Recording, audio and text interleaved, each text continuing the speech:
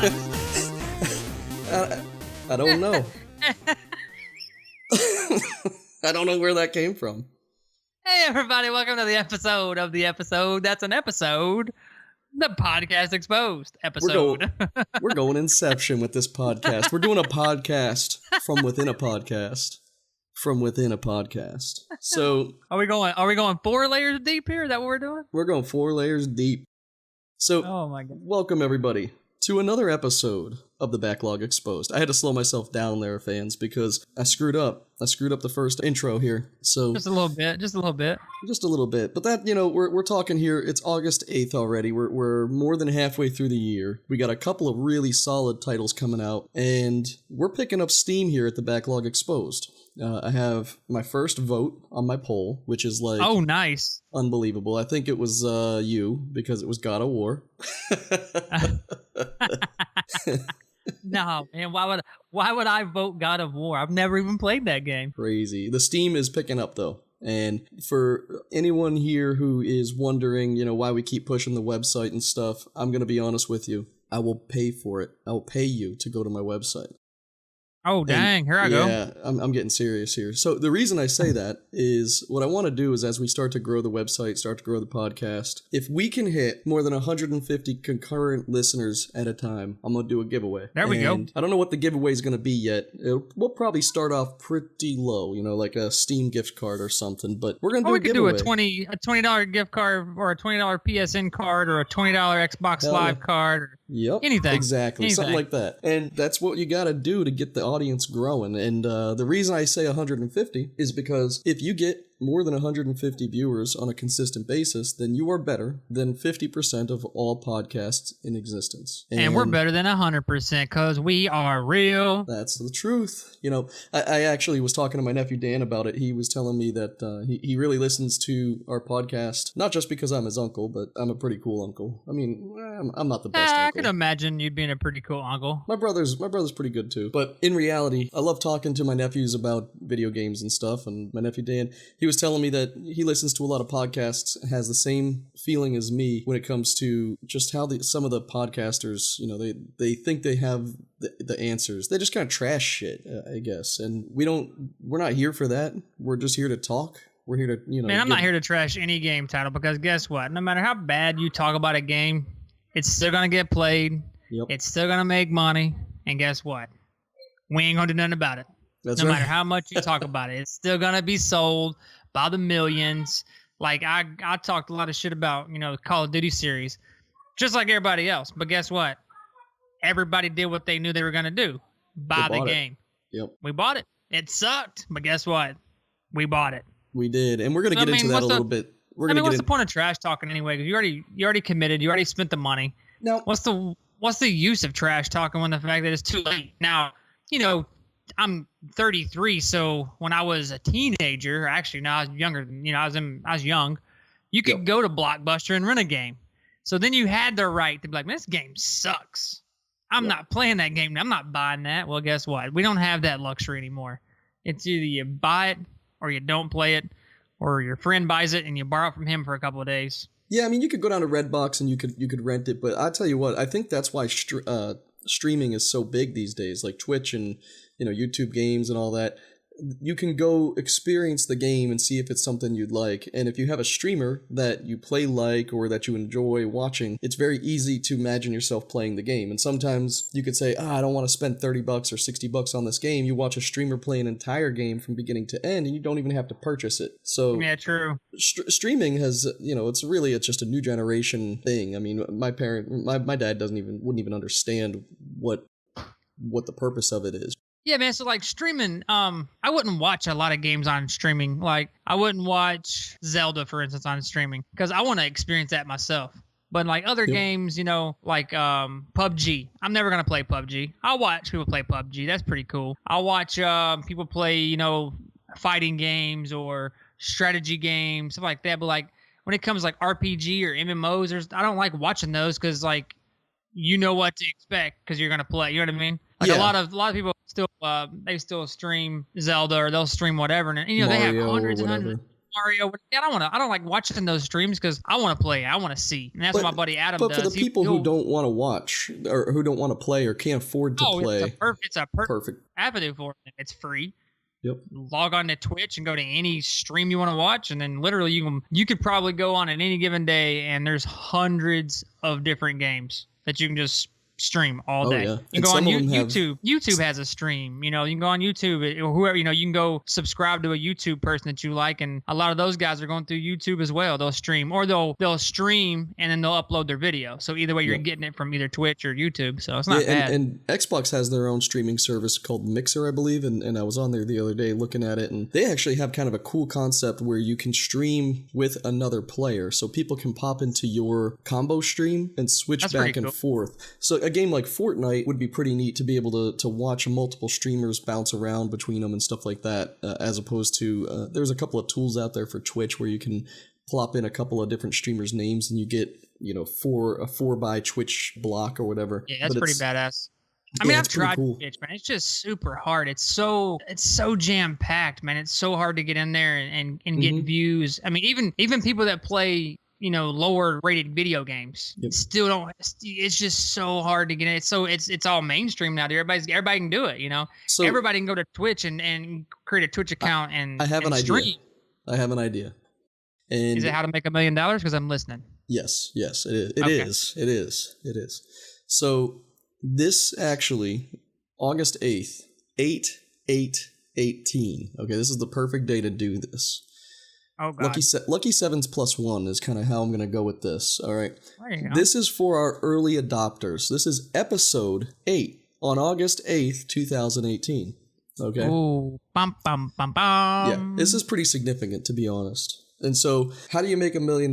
Well, you become a famous Twitch streamer. And how do you become a famous Twitch streamer? You got to get recognized or be really good. So, as many of you know, I've talked quite a bit about how I don't consider myself good at video games. I'm not bad. I always hold my own. I can always get in there. And I win, in Fortnite, for example. I think I'm better if I really try or want to play, or if I'm on a good squad or whatever. Or if he stops going kamikaze. Yeah, exactly. If I'm playing for real, if I'm playing for keeps, if someone said, hey, money's on the line. Hey, me and Kevin here has had a couple of squad wins. It's okay. We got it. I got proof. The proof's in the pudding. And the pudding is my YouTube channel. Go check it out. Right. It's all right there. Team Emar Gaming. Team Emar Gaming. Team Emar Gaming is my YouTube. There's a couple videos of Kevin on there. I should post all the kamikaze kills that he's went in. Hey guys, look, I see an enemy. Kevin. There's about 15. No, man, just one. Hey, I'm dead. So, yeah, I know. So here's a couple of things. This is what we're going to do. This is the game plan, okay? And this is for our early adopters to the podcast. They're going to be in on this, okay? Eventually, it's going to turn into something significant. The early adopters of the Backlog Exposed can be in on the game. Going forward, I will never reference myself as a bad player. I'm a pro. Going forward on this podcast, when I talk about my gaming skills, they're going to be the highest level, the elite. And as the podcast gets bigger, people are going to say, who is this Tease? Who is this Earl's Tease? I got to check him out. And they'll say, oh man, he must have had a bad day today. He must have had a bad day, but man, this guy, he's good, isn't he? And the same with you. You're the sniping king. I mean, there's really very few people who can snipe like you, which is true, right? Let's be honest. I mean, let's be honest, I do have a good aim every now and then. At the same time, you and I have had at least 75 to 1,000 wins going forward. Oh, yeah. Hell forward. Yeah. Why not? So, Lucky Sevens +1. This is episode 8, August 8th, 2018. Anyone listening can be in on it. Now, you'll know going forward, you'll say, that Kevin, he's a funny guy, but I'm not going to joke around. Going forward, I'm the best player in the games that I play. And so the kicker here is when I don't know if you've had this interaction, but I talk about the podcast a lot with people, that I meet or whatever. I let them, if I find somebody that's into gaming or whatever, and they're a dad or close to that age, I let them know that we're doing this. And so far I've had some pretty good feedback and responses, but I was at a birthday party type thing a week ago, and there was a kid probably 10 or 12 years old. He overheard me talking about being a podcaster. And he got the chutzpah to walk over and he said, What was your what's your name? I said, it's the Backlog Exposed. He said, oh, yeah, I've heard of you. And he hadn't heard of me. I know, right? Not yet anyway. He will. He will. But instantly he was like, I've heard of you. He's like, you stream too, right? I said, yes, I do. Yep, I'm on Twitch. And he was like, yeah, man. Oh, man, I can't wait to tell my friends I met the Backlog Exposed podcaster. And I was like, exactly. Hey, man, tell them. Come on over. And then I started giving them tips on how to play, like right there. There you go. There you go. And that's my point. You know what we should do too, though? We should, for any Twitcher, that's such a weird word, Twitcher. Streamer, Twitcher. Yeah. Twitcher. I know, right? You're a Twitcher because you're on Twitch. Anyway, any streamer, I don't care if it's YouTube, it could be Twitch, whatever. Give us your name. We'll give you a shout out because with us and you together, eventually something's got to happen, right? Yeah, and if you know a streamer, if you know somebody who is, even if they only got 50 people watching them, that's still pretty decent. Still a streamer. Yep, still a streamer. Send them our way. We'll put them on. We'll talk to them because we want to know more about their side of the story. Joe and I stream. We have streamed quite a bit to, 3 or 4 or 7 people, nothing huge yet. But we want to grow that. We love gaming. We love doing this. And so we want to be I think I've had like 8 best. people on my stream at one time. You but did. I want to talk to an actual affiliate, or not an affiliate. I guess you could be a paid streamer. So like, I want to see the new guy that just got the email from Twitch saying that they're part in this company and blah, blah, blah. I want that guy to come on the podcast. I want to talk to the new guy, not these old guys that's been doing it for 5-6 years, making all this crazy money. I want to talk to the new guy and be like, man, how the did guy you who do last it? week was working at Pizza Hut and this week he's he's making a couple $1,000, a month extra because he's streaming. I want to talk to those guys and be like, man, that's awesome. Yeah, how much work was it? The latest summer skirmish, the Fortnite tournament that's going on this summer here, one of the guys that won, he won like $86,000 and he lost his freaking mind. He called his dad while on air, just bursting into tears. This is a kid, changed his life, $80-something thousand. Could you imagine at like age 17, 19, getting $86,000? Oh, yeah. And if you were smart with it, you could actually, invest it and use it. And say he puts $10,000 towards the best PC you can get. And, and he starts, and then obviously they're gonna know who he is now because he won the championship. So all he's got to go do is, all you got to do now is start a YouTube, boom, instant subscribers, start a Twitch account. But you got to keep streaming. Up. I want to actually reach out to one of the guys I was telling you about a couple months ago, or a couple podcasts ago. He was on Dakota's stream. Dakota's was doing random duos or whatever, and this guy pops in, and at the end of the thing, Dakota had like 60,000 viewers on Fortnite, and he said, "Okay, we're gonna raid this guy. Calzone was his name. Calzone OP." And he sent all of his, 60,000 people over to this guy's channel, and the kid just lost his mind. He was like, I don't even know what to do. I don't know how to stream. I don't know how to respond. There's all these people messaging me. I don't know what to say. And That's then, awesome. Within 15 minutes, he's got stream snipers going into his game, trying to destroy him and stuff. So it was like he had to compete right away. And so I've looked at him. I've looked him up a couple times, and his volume just hasn't been consistent. And I don't know if, he's in college, I think, or it looked like he was in college.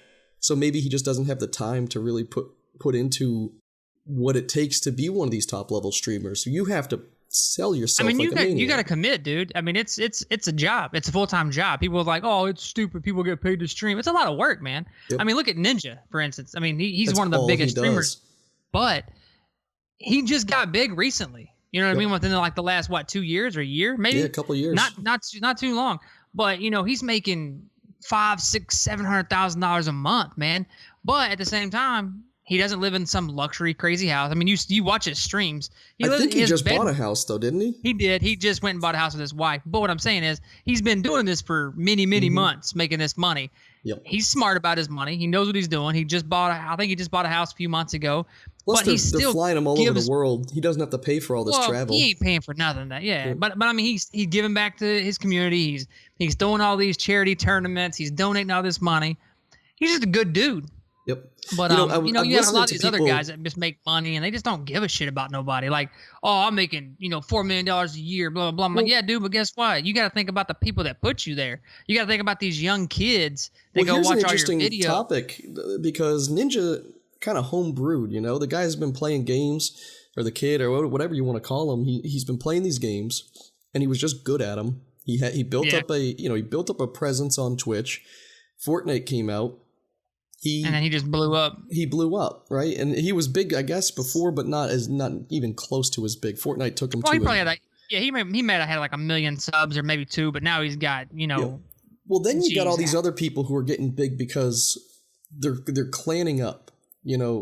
They got companies, basically clan companies. I don't even know really. I know in League of Legends and some of these games, it's like a business now. They're hiring people, they're drafting people, training they're drafting. I heard about that. Yeah. So you got TSM, which is where Myth comes from.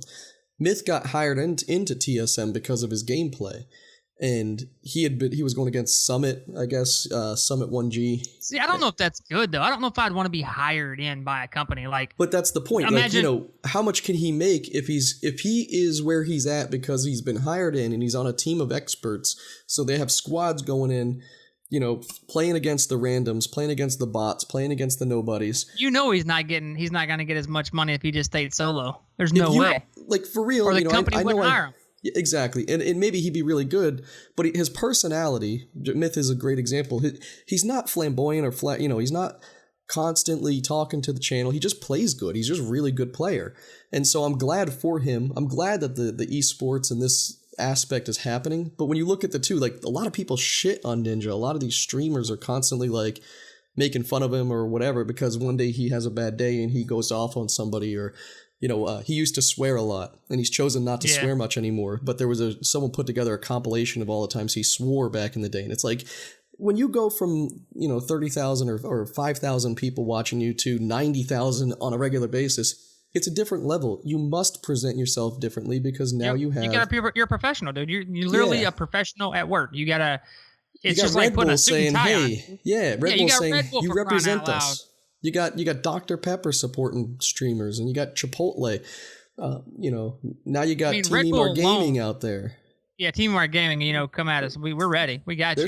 They're sponsoring people these days now. It's crazy. We are. We're sponsoring. It's ridiculous the money we're handing out. It's at least 50 cents per sub. But the reality, Joe, is if you and I were sitting together and we said, okay, let's both quit our jobs. Let's both sit down and competitively play, not with kids in the background bugging us, not with my son constantly asking me, Daddy, can you help me with this tablet? Competitively, like we go to work, our work is a room with 4 PlayStations or 4 computers, and we sit down and we practice building together. We practice 1-on-1s. We practice, all those things for 4 hours, and then we play for 4 hours. We would be it's a different game. I mean, it's a different world, dude. I mean, it's awesome for the kids because I remember going to school, like going to high school, and thinking what my future was going to be. That was about 30 years ago, Kevin. It was. Well, my 20-year reunion's coming up. It's kind of crazy. But oh my God, is it really? It is. It's this year. I can't make it because of living in Florida and it's up in New Hampshire. You got a bad hip. Got a bad everything, man. But no, just the idea that like this is a true new avenue. I mean, my parents used to say when I was growing up, get off the video games and go learn something or whatever, And now it's like there's truly a retort to that. Like, hey, if I'm really good at this Fortnite game and some other 16-year-old kid just won $80,000, so, I got invited to the next tournament, so there's a real chance I could make life-changing money. I mean, that's possible. And there's millions of people in the pool, right? There's millions of people there playing. There is. But just like any other sport. It's just like, all right, it's just like what I watched the other day, World Series of Poker. Yep. Look it's the exact same thing. It is. If you have the money to get in, you have the money to win. I don't care if you're new. I don't care if you're Phil Hellmuth. That dude's got 4,000 bracelets. Yep. He's always getting beat by a new guy because no matter how you do something, there's always a better way to do it. There's always a new evolving way to do something. There's different strategies. And these old, I'm not saying old guys, but the people that's been streaming or playing these games, they're just stuck in their way, man. And these young kids come in 14, 15, 16 years old. And hell, my daughter, she's 10. My son's 6. I know these people they're killing on Fortnite's way older than them. Yep. And it's just like they're, they got different strategies, man. Yeah, their minds are thinking different things. They have different goals. I mean, my son plays and he's like, I want to get to that cart. And I see a guy near that cart. I'm going to take him out so I can get that cart. That guy's thinking, all right, I can take this guy out and then get away on that cart. Yeah, I know, You know, right? it's completely different. Like, just their reasoning for the engagements and stuff are different. Well, It's that and pretty. the reaction speed too is way Oh my faster. god. Like my daughter and my son's reaction speeds are way faster than mine. Yeah, and, I and mean, and my son is getting really pinpointed on his aiming, and he takes a little bit, but at 7 years old, he's able to get headshots. I aim for the chest for some reason. It's just instinct, but probably my Call of Duty days, but because yeah, you hit them and they're dead. But I aim for the chest and then expect the gun to pull up and get the headshot. yeah. You know, need with to the recoil. aim for the head and And in go this down. game, Yeah. you got to constantly aim for the head and bear with the gun. So, but Jagger doesn't. He's never really played. He never played Call of Duty, so his aiming is 100% based off of Fortnite. So Which is awesome. Yeah. But that leads us to Call of Duty. I'm not letting my kids play Call of Duty just yet. I think they need to be a few more years older. That shit's too real.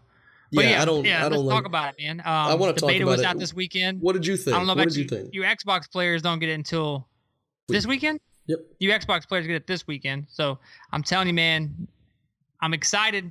Me and the wife played. We like it. We're gonna get it for sure.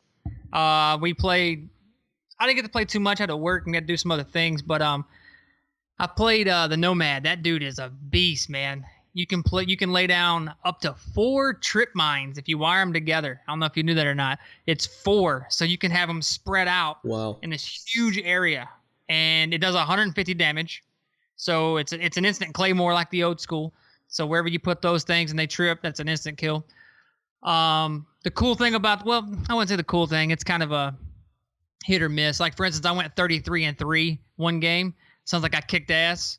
But they put in this Call of Duty the same concept of Overwatch. No matter if you do 1 damage or 150 damage, it counts as a kill. Oh, is that why I was getting all the... Okay. Yeah. Okay. So no matter how many... And it goes by EKIA, enemies killed in action, and then your deaths. So no matter how much damage... Which it is kind of nice, though. I kind of like that because it gives you more points, and I think it's going to be easier to level up. However, at the same time, it's hard to judge on who's good, which is another reason why I like it, because if this dude went 45 and 15, he honestly may have only killed 10 people. Yep. You know what I'm saying? So, like... But also, a lot of times... there was an indicator, though. A lot of times in some of these games, you get, 80% of the guy's health down, or 75. And then somebody comes in and just... Exactly. Yeah, and that's what I was talking use the about kill. in, like, Call of Duty, for instance. Or not Call of Duty, but, like, Fortnite, for instance. They'll do the same thing where you'll sit there and murder this dude to 1 health, and then somebody comes in and shoots him. But in Call of Duty, I'm glad it's rated like that, because, like, there's been plenty of times, like, I'll get a whole kill by myself, 150 damage, because they come up my screen 150 damage. But like me and Leanne run into a room, or me and Adam run into a room, or me and you run into a room, and we're just shitting on some dudes. If there's 4 of them in there and we kill all 4 of them, we both get 4 kills. I like that. I like that. You're doing damage to enemies. And it actually enhances the desire to engage rather than just for hide. sure. There's no more like because at least you're gonna want to get 1 shot off. If I just get 1 bullet in that guy, I get part of that kill. Well, you get 1 bullet off, other people know where you're at now, and so it creates a different dynamic in the game that I think is gonna actually be really strong for this version of the game. And like you, I didn't get to play quite a bit of the game at all. I only played about... I'll play next week. I'll play next week. Me too. I think I played 6 games or something like that total, because I started in the morning right before the beta stopped on Tuesday or whatever day it was. I think we may have played like maybe 25 games, but me and Leanne was taking turns because we didn't... I haven't bought her her PSN yet, because we play Fortnite and it's free. But we just switched off on and off. Played about 25 games. I did manage to get 3 kill cams. Toot my little horn. And the kill cam looks phenomenal. It's like a movie now. Dude, the kill cam is badass. So like I would say my favorite kill cam is because you can swim now. In case you guys haven't played, you can actually swim and shoot underwater. It's freaking awesome. So this one level, I jumped off the bridge, jumped in the water, and I got shot in the back. And I literally just turned with the LMG, got 3 kills in the water. Awesome. That was my kill cam. Another kill cam, I had 6 kills in the kill feed. I actually ran to their spawn, and this I forgot the guy's name, but he has a shield, and he throws the shield in the ground, and it gives you a huge covering, and I had the LMG again, and I was in their spawn, and they kept running at the door. I got 6 of them for the kill cam. That was That's sick. badass. Yeah, But the spawning. I heard a lot of people shitting on the spawning, but I actually wasn't. I think it's not bad. I think it. it's a lot better. It's better than other Call of Duties. I mean, it's still Call of Duty spawning. You're never gonna fix the spawns, man, because you always have people that rush. Yep. You have to spawn near your, well, I guess, your closest teammate or your unless or more they do teammates. something like a Battlefield where they give you a spawn area that I can't enter. You know what I mean? But that would change the game entirely. I think part of what makes Call of Duty is the spawning system. And while sometimes it gets jacked up because you're messing with math algorithms, you know, it's like basically saying where we're going to put them.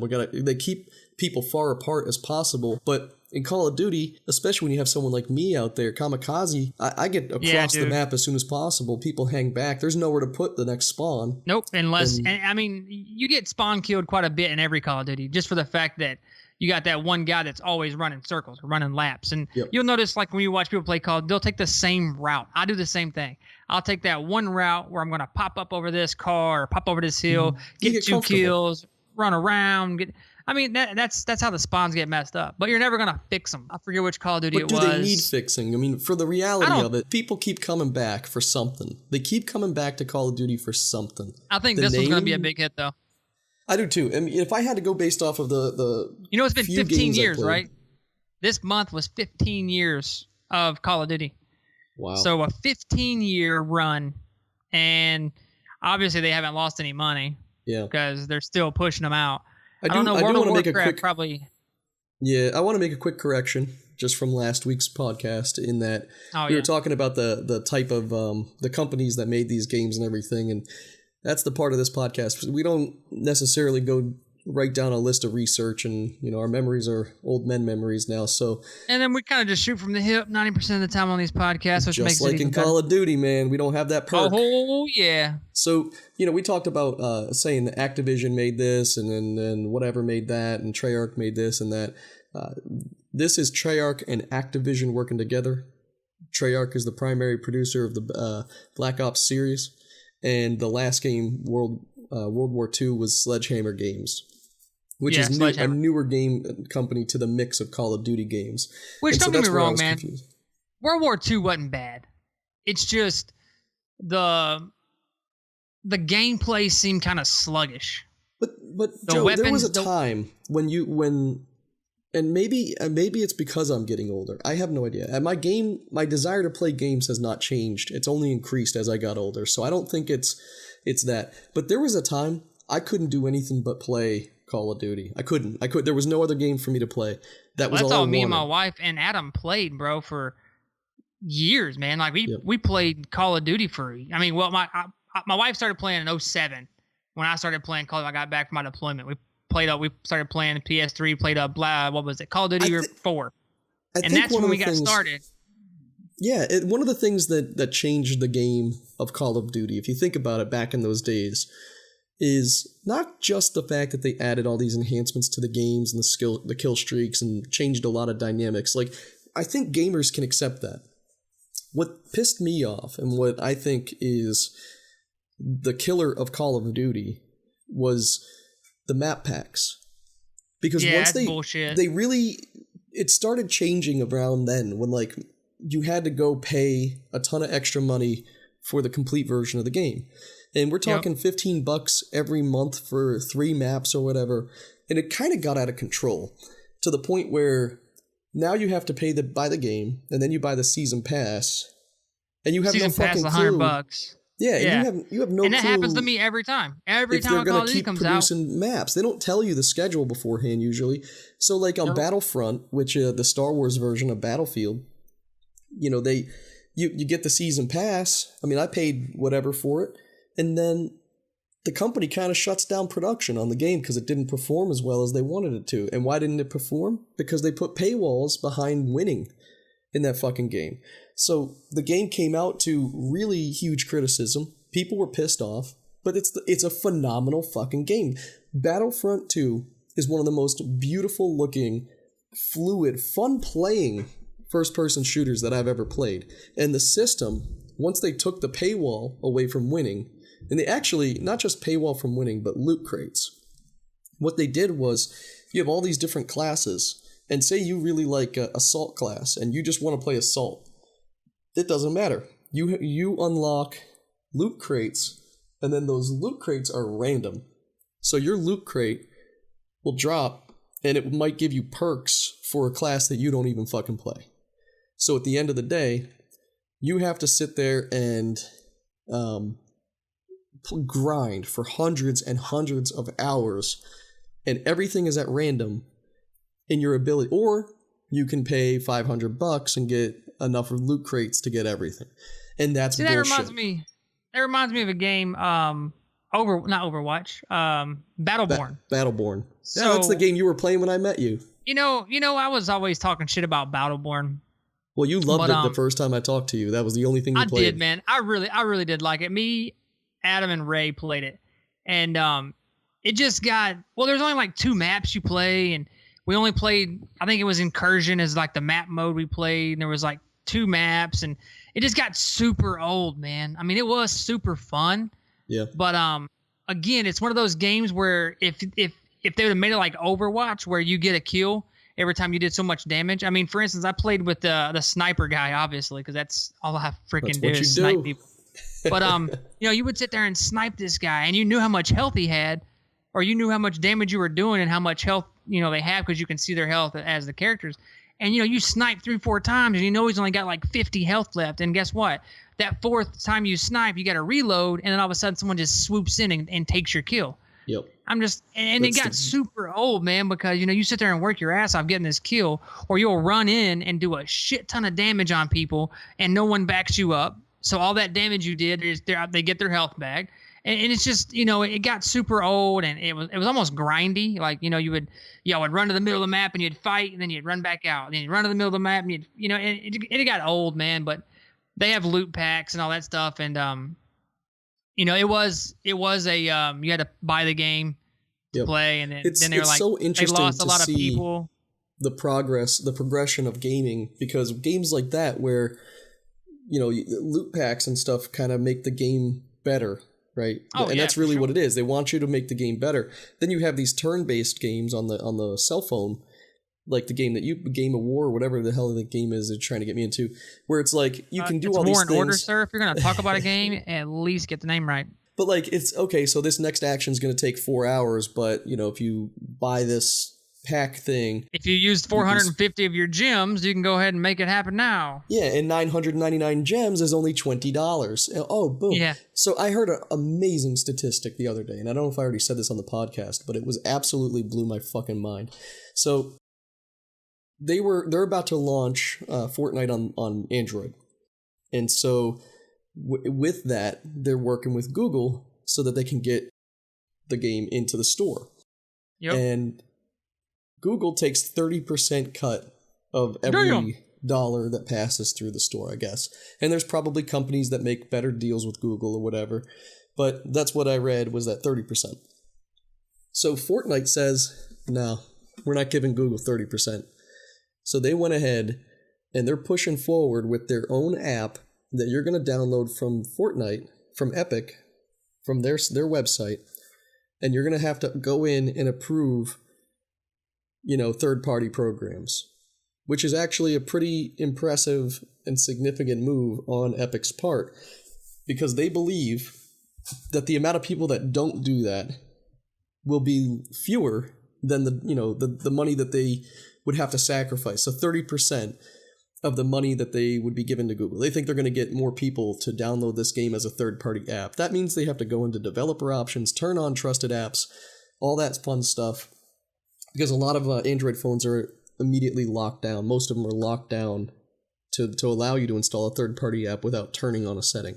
And just like the Fire Stick and a lot of different things, people figure it out. They're already doing it anyways. So I think Epic You know why knows. Epic's doing that, though? I do. Let me tell you. Fortnite has helped make Epic Games worth up to $8 billion. Yep. And you know how? On just the iPad alone. Yep. What do you think the average user spends on Fortnite? Probably, I don't know, but I read a statistic somewhere that it was making $1 million a day or something crazy like that. From just iPhone users? The average mobile user has spent $85 on Fortnite. Jesus. The average user. That means that there are people who have spent a lot more and people who have spent nothing. But the average person, and I was talking to a kid who was probably 10 or 12 years old. He was on the line at a grocery store, and I'm sorry, I lied. According to Sensor Tower, Fortnite is estimated to earn an average of $2 million per day on mobile alone. On mobile alone. So they know that they can make the money on mobile, and they are banking on people going on Android, downloading the app, and using the in-game currency in which they will get 100% of the profit as opposed to 70%. And they're very smart. They're at a point where, it's pretty significant. Now with the mobile, it brings in a whole new group of people who don't have consoles or computers, who don't have an iPhone. Now Android's the biggest mobile tool in the market. Mobile phone in the market. And so now Android is getting in on the mix, and I actually saw some leaks on the Galaxy. So the new Galaxy coming out is going to have Fortnite. I think it's going to be either pre-installed or they're doing a partnership. So Samsung and Fortnite are going to be doing a partnership, and I'll probably post an image of this.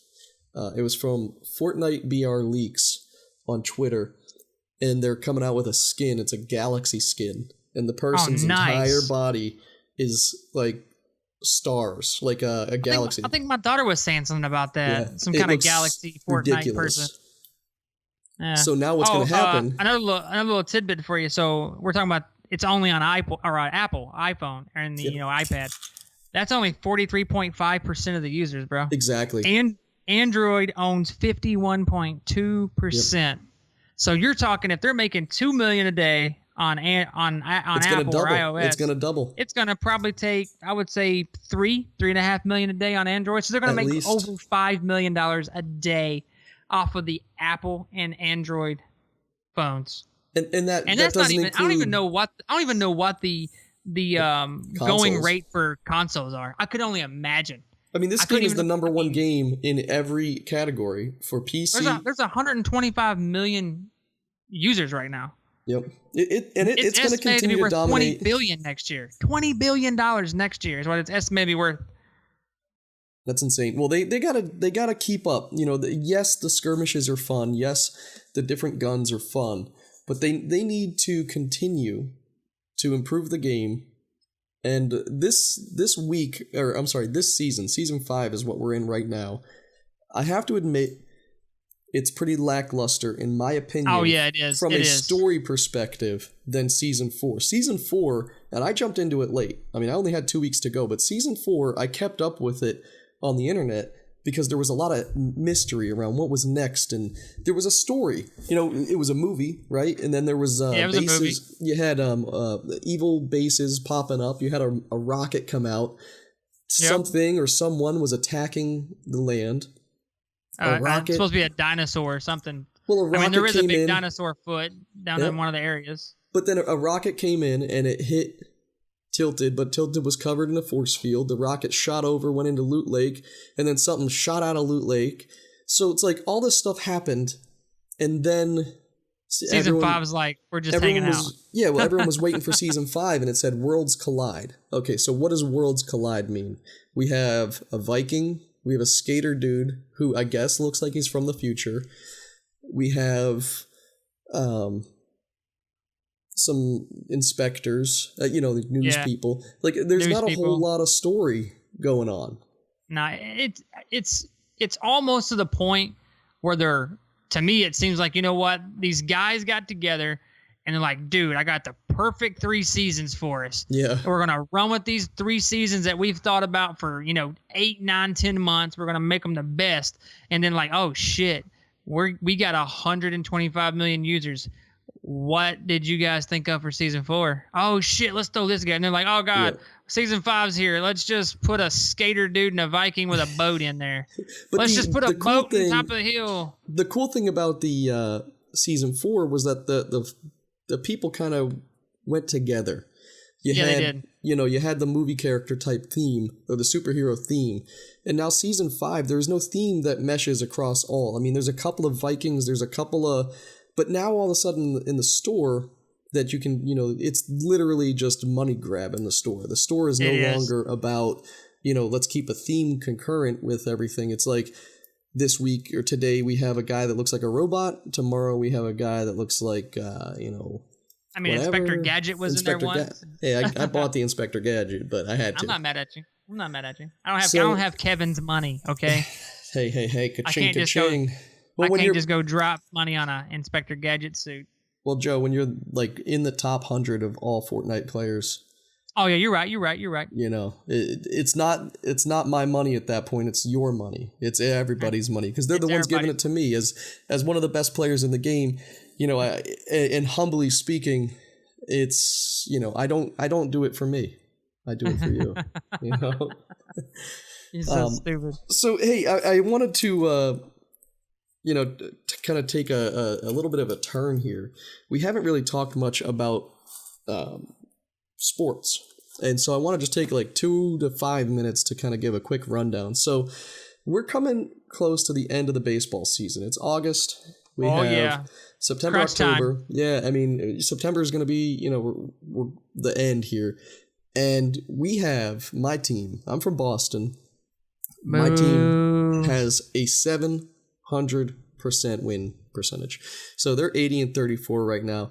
They're 9-1 in their last 10. And they are dominating the American League and the American League East. And they have actually pulled ahead of the Yankees significantly. And it's just, it's quite amazing to see. I used to follow baseball religiously. I knew every player. My Cardinals on every aren't doing team. too good, man. No, not right now. Yeah, my Cardinals are 59-55, bro. Whew, but so when you're looking at the we're 4 games above 500 though. That's good.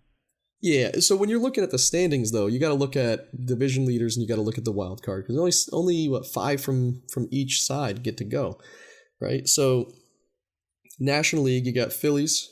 They're first place in the East. You got Chicago, first place in the Central, and the Dodgers, first place in the West. And all 3 of those teams are about the same. They're about 560, 580 win percentage, between 550 and 580. So they're all kind of doing, they're above 500, but nothing significant there, which is kind of crazy. No team in the National League right now is really dominating the win bracket. And so Milwaukee and Atlanta are currently the wild card front runners, but then you have Arizona and Colorado, and St. Louis is still well within, along with Washington. I mean, there's a lot of teams that are well within. And there's a lot this season. There's a lot of games within like 4 to 5. Yeah. Yeah, but it's kind of amazing to see like San Francisco so far down the bracket. But I think there's still a lot of game to play in the National League, even with a month and a half to go before the playoffs. There's that whole bracket could look completely different in just a couple of weeks. But over on the American League, you got Boston in first on the East. They have 80 wins already. So there's still a lot of games to go. 80 wins, 700 win percentage. And they break that nice 100? I think they could. How many games you got left? Well, that's 162 games, right? So it's they have 114. So they got 50 games left. They easily could. I mean, if they continue this, they'll dominate. They'll destroy it. The next best team has 73 wins, and that's Houston out in the West, which I don't know how Houston is in the West, considering Texas is it's in the center. Tricky. It's tricky. But, poor Houston, they bounced around. They're like, you know what? Who do we want to pick? Houston's last. National League, American League, neither one of them wants them.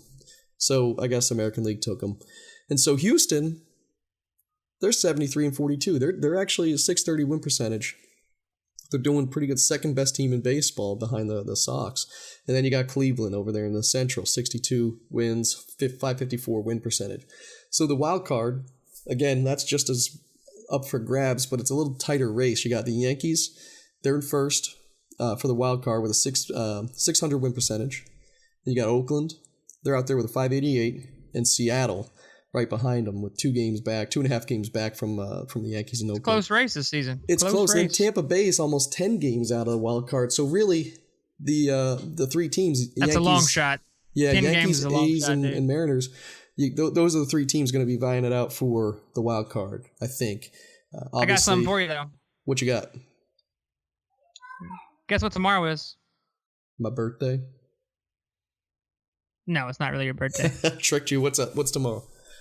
I was like, wait a minute. You just had a birthday, asshole. Dude, it came upon us quick, didn't it? Football starts tomorrow. I'm pumped. Preseason, though, right? Yeah, dude, preseason's the best. I know. These preseason's boys awesome. These are the boys that want it. These are the guys that's going to ride the bench, and they're going to go out there, and they're going to fight. They're going to claw. They're going to dig. They're going to grind. Yes, they are. They're going to get hurt, bleed, and not say shit about it. So, dude, tomorrow my Green Bay Packers are playing the Titans.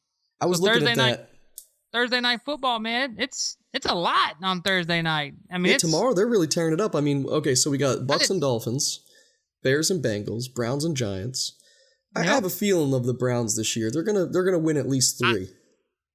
At least 3. That's sad. That's sad that we even.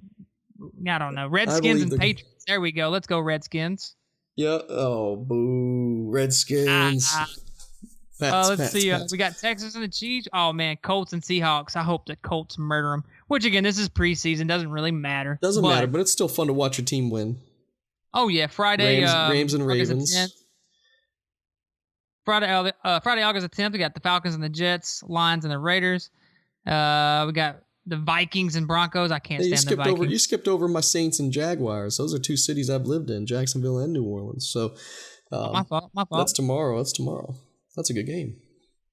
And then Saturday is Vikings, Broncos, Chargers, Cardinals, Lions, Raiders, Falcons, and the Jets. Man, it's good to see. I don't know.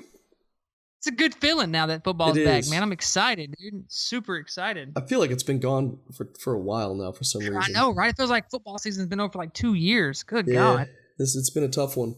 I am definitely excited about the next season of football, but one of the things I wanted to chat about is the UFC.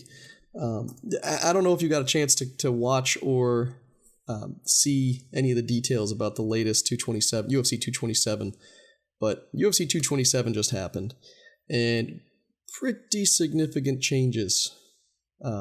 Demetrius Johnson, who is the winningest champion of all time at the UFC, just lost. And it was I don't think controversial is the right way to put it, but, in my opinion, kind of controversial, because I think when you're fighting a champion, you got to defeat the champion to beat the champion. And this was a back and forth brawl where you have a champion who is generally untouched, right? In Demetrius Johnson, Mighty Mouse. He's generally untouched. He's coming off of one of the most amazing wins of his career, where he had that, I don't know if you saw it, but he had the Mortal Kombat-like finisher at the end. He did a jumping armbar takedown that just absolutely was amazing to watch. So if you haven't seen it, just check it out on YouTube. Just look up Mighty Mouse finish or whatever, and you'll see he went against Ray Borg and tore his arm off. It was amazing. So he had a spectacular finish his last time out, and here he is going against Henry Cueto. I think it's a Cejudo. Sorry, excuse me. I couldn't tell you. Yeah, and so it went to decision, 5 rounds, and it was back and forth, and there were some questions as to who won round 2, who won round 4. But the thing that sucks in UFC, and I think it kills MMA in general, is the judges just don't know how to score takedowns. When somebody takes another person down, does that takedown significantly impact the fight? And so Cejudo did a couple of takedowns where he took him down, which is pretty hard to do for Demetrius Johnson, but he's a wrestler, Cejudo, and he just rolled, and DJ rolled with it and instantly was out. So yeah, he got the takedown, meaning he put the guy's shoulders on his back, but at the end of the day, he wasted all this energy, and Mighty Mouse was up and ready to go. And so those counted against him, and I think that's what lost him the fight, because in the 5th round, it was back and forth, and then he had another little takedown, and it's like there was no significant damage in these takedowns. But a lot of these UFC fights, though, man, come down to to a lot of bullshit in my opinion. Because Yep. you know, when it goes to decision, I think the UFC is gonna give the title to the person that's gonna bring the most attention to the sport.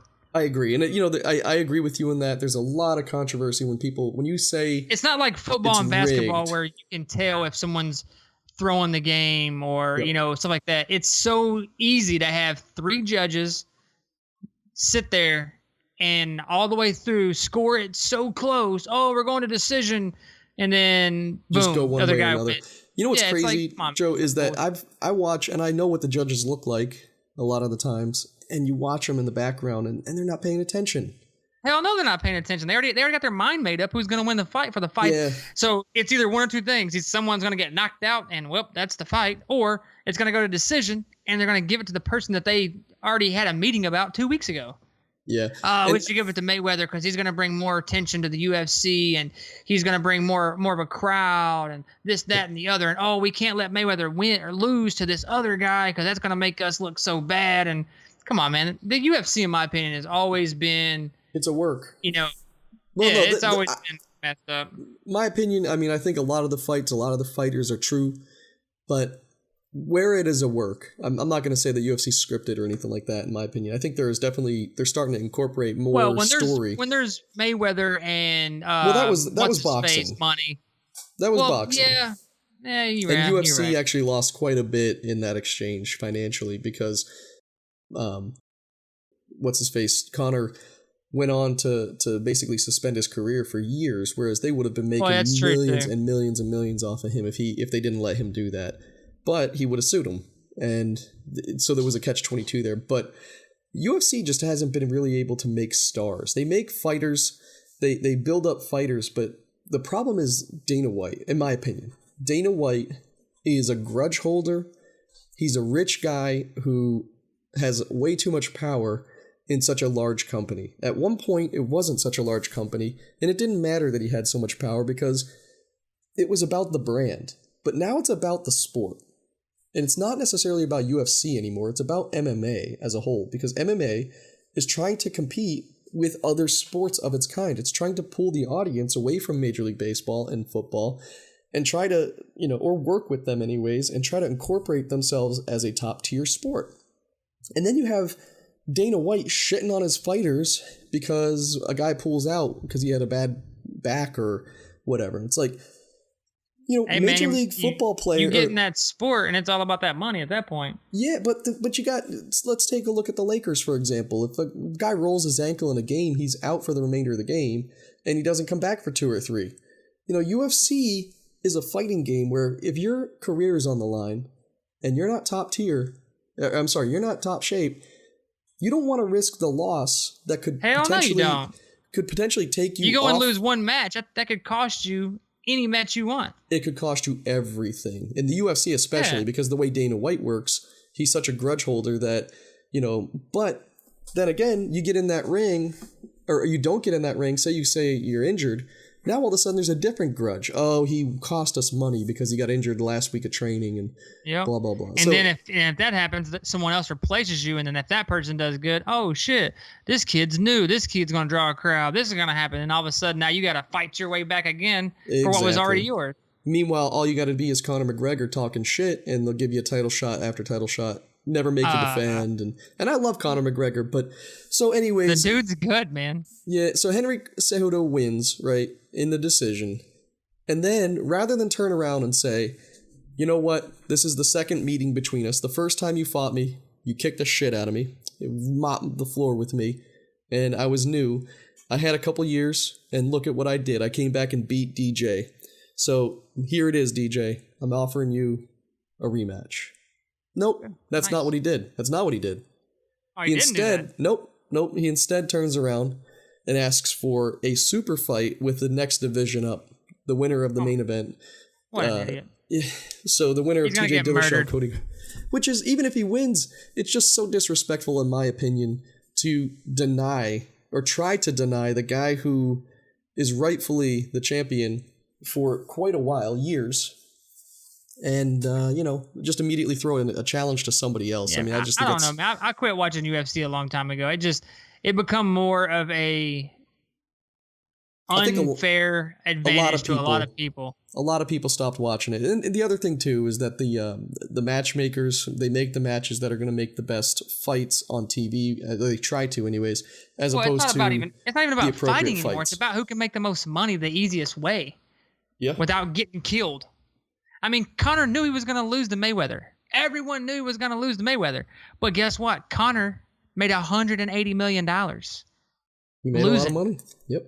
Mayweather made $300 million to win that fight. Well, now they got Conor McGregor going against Khabib Nurmagomedov coming up later. I would get in the October. ring and fight Mayweather for $180 million. Yeah. Like, come on, man. Who wouldn't? And then for like 2 months, they all, all over the internet, all over the TV, it's Mayweather and Conor. I'm like, come on, dude. They made so much money off of a fight that wasn't even that good. It wasn't even that good. Well, I'll tell you one fighter that I actually like quite a bit. TJ Dillashaw. He fought Cody Garbrandt in the main event of 227 and absolutely destroyed Cody Garbrandt. Now, these two used to be in the same camp, under the same camp as Uriah Faber. Alpha male, team alpha male. That dude's a beast, though. Uriah Faber's a beast. Yeah, he's fun. He's fun to watch. But Uriah Faber and his team don't like TJ Dillashaw. Cody Garbrandt is one of the up and comers for Uriah Faber's team, and they just had a beef. I guess TJ started training with Dwayne Bang Bang Ludwig, who used to be part of Team Alpha Male. There was a bit of politics going on. Ludwig went off, started his own gym. TJ went to train at Ludwig's gym, and who knows the true story. TJ says that they shut him out of Team Alpha Male for doing that. Team Alpha Male says Cody's a snake, and he went off to basically leave his team behind. So Cody and TJ have bad blood. Lot of shit talking. TJ's a couple years older than Cody, and Cody went ahead and won the belt. So Cody won the belt by defeating, what's his name? Of course, I can't think of it right now. I'm not a UFC guy, bro. I don't have a clue. I just watch it every now and then, drink a few beers. That's right. Well, he beat Dominic Cruz for the belt, which Dominic Cruz was untouchable, but he's had kind of a, injured story for the last 5 years. But Dominic Cruz was amazing. So Cody comes in, beats Dominic Cruz, which was a pretty good fight. TJ comes along and gets his belt back from Cody, knocks him out or whatever, and it was a big deal. So they give Cody an immediate rematch, and here it is. And TJ Dillashaw comes in and just absolutely cleans his clock. 4 minutes in, knocks him out, TKO, and on his feet, Cody is knocked out. Pissed off that they called it, but it was the appropriate call. And all in all, UFC 227 was pretty good, but I really wanted to comment mostly on the DJ fight. I think it was unfair of him to not get an immediate rematch, but also he was so humble in his loss. I mean, smiling as he lost and shaking Cejudo's hand. It looks like he's going to have to do some recovery from an injury. I don't know if it was sustained during the fight or after, but for you gaming fans out there, Mighty Mouse is a Twitch streamer. He was actually streaming during the Fortnite. He was on the Fortnite main stage during that huge summer battle that Ninja won. And so I think it's Mighty Mouse on Twitch. If it's not at Mighty Mouse or whatever, I heard about that actually. Yeah, just look up Mighty Mouse. He plays a couple of different games. He plays PUBG, Fortnite. I think I've seen him play like League of Legends and whatever. He's like us. He just kind of bounces around from game to game. But I didn't like DJ too much until I watched him on Twitch. He's real. He's down to earth. He will talk about his fights while he's streaming, while he's playing his games.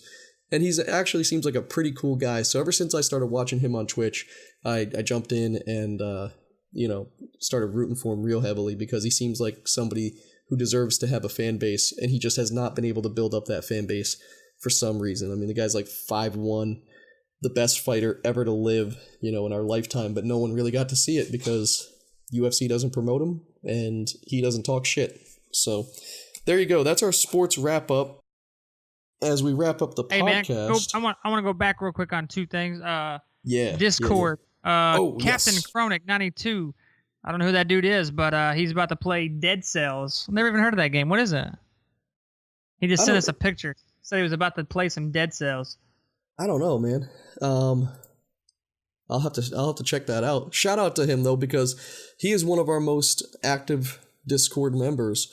We got a couple of folks on Discord now chatting up, and as that grows, one of the things I foresee in the future, Joe, is I set up a podcast section. Yeah, man, hit us up on the Backlog Exposed on Discord. It's awesome. It's easy. It's pretty much it's like texting right here, right now to us. You can put in links to your YouTube channel if you have it. You can put in links to your website if you have one. Links to your Twitch account. You can ask us to talk about topics. Topics. Video games that you're playing. Video games you want to play. Best video games you've ever played. What you're doing right now in life. I don't care what it is. Post it on Discord. Send us pictures of what you're doing. We'll talk about it. It's too easy. Shout out to Captain Chronic 92. Hope you enjoy Dead Cells, man. I told him let me know how it is when he gets it downloaded and starts playing. But for everybody out there, man, if you want to get on Discord, that's the Backlog Exposed. Send us videos of your Fortnite wins. Send us your best sniping shots. Send us your best trap kill. Oh, I tell you what. Next week we'll do a $20 giveaway for the best trap kill you send to us on Discord. I like that. There it is. That's where we're going to do our giveaways, I think, is on Discord. So sign up. Discord's too easy, man, because it's literally, you can just sign in, come to Discord, join, and then you can send us messages, you can send us pictures, videos. It's too easy, man. Yeah, and I'll tell you what I'm going to do is I'm going to set up a room for the trap kills. So when you post your trap kill, whether it's a YouTube link or a GIF or whatever, I'll set up a room for you to go put that in so that we can keep it all contained. Keep your chat going. Keep your chat on the general tab. And as more people join and there's more need for different rooms, we'll start building out some different rooms. I mean, we could have Fortnite room. We could have Call of Duty. We're definitely going to have a Call of Duty room because my video is about to go on Call of Duty room. You know what I'm saying? That's right. I'll tell you what, Kevin, whenever the podcast ends, we'll create the Fortnite room. I'll load a couple of my sniper kills and stuff like that just to be a video in there for somebody to look at. But speaking of Fortnite, I got some interesting things off of IGN just now. Fortnite matchmaking will stop pairing keyboard and mouse players with gamepad players. That's official? Hell yes. No, it's not official yet, but it's on IGN. Epic's already talking about it, and they're looking into a way to actually make that happen. And once that happens, it's on. It's on like Donkey Kong, brother. When that happens, you and I move up the rankings pretty significantly. Oh, we're going to be top 10 of the world, Craig. We already are, but now we'll be top 3. Oh, we could be top 2. Top 2. Yeah, that's awesome. I'm gonna check that out, and literally right after this, I'm gonna fix this Discord thing. Jump in there. Let us know what you think on Discord. Please provide feedback. Some of the most important stuff that you can do is share this podcast out. Now, if you share this podcast out, whether it be in Twitch, whether it be on Discord in a different room, or Reddit or Facebook, however you do it, tag us. Find a way to let us know. Now, we have a Facebook room or a Facebook group or whatever it's called. It's the Backlog Exposed. You just have to search for it, and you can tag us that way. You can tag us in YouTube.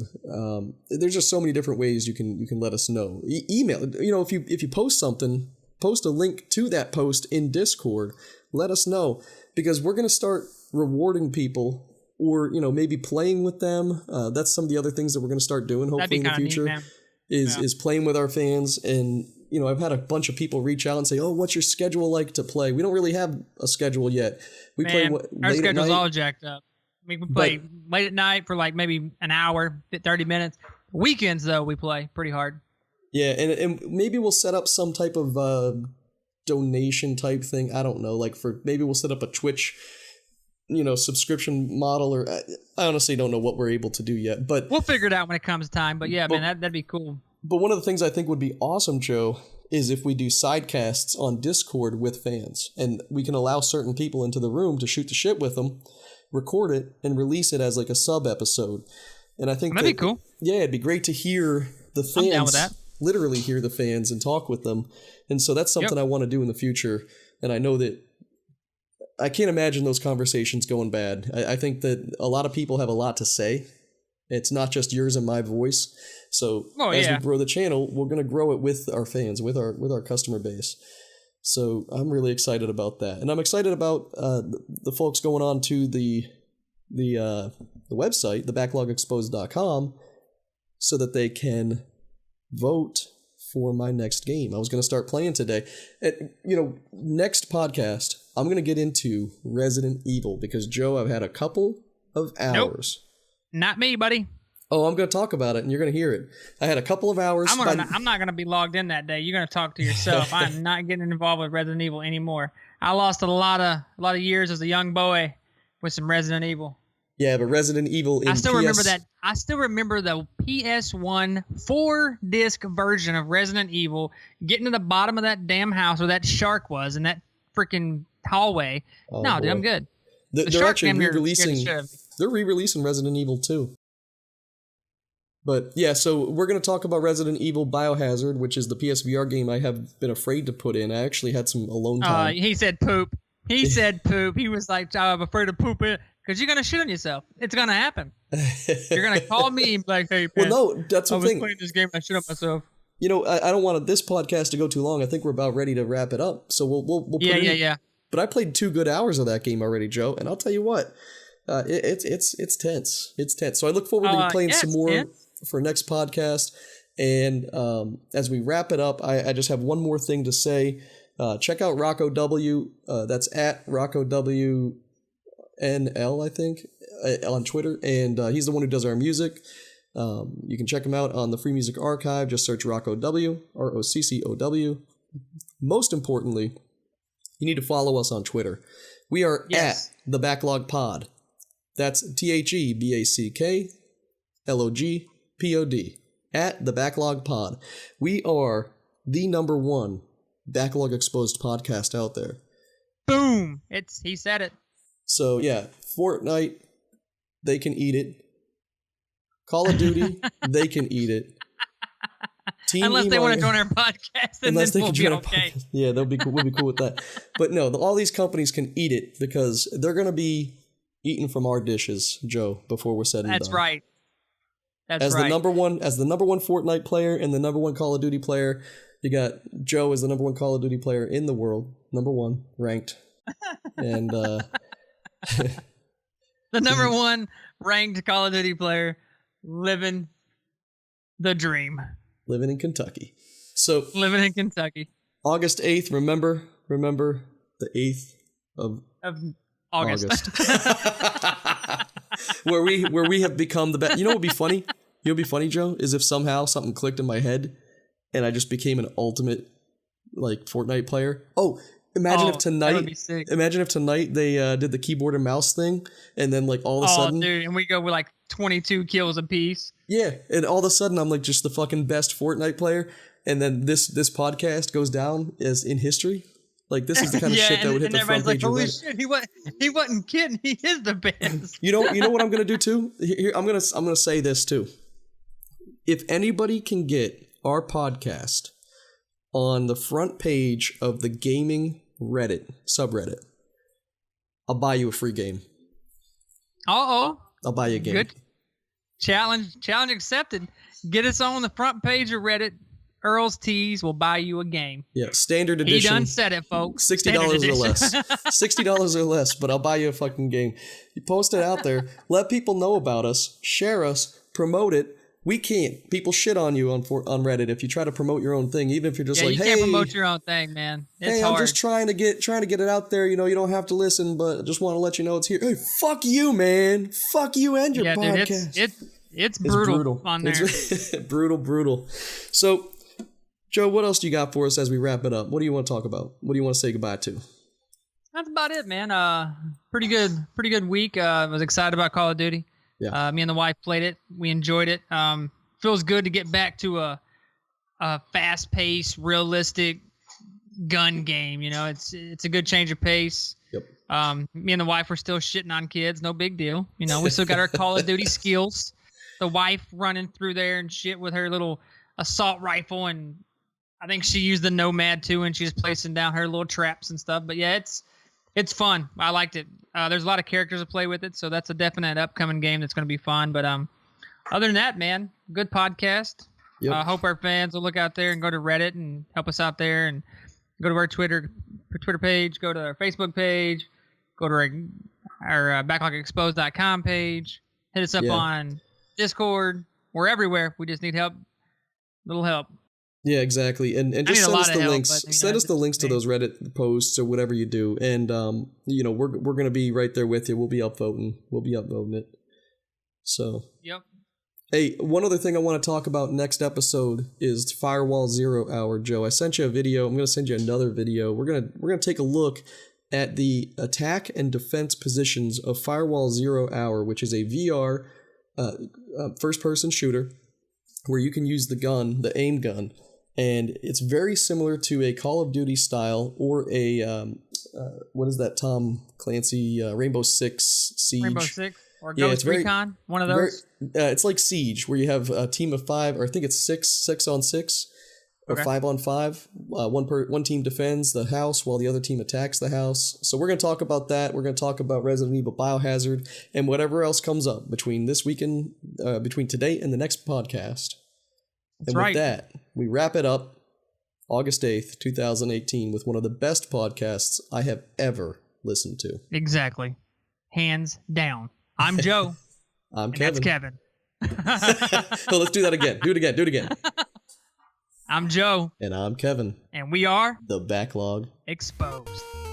All right, folks. Take it easy. Go game. Have a good night, man.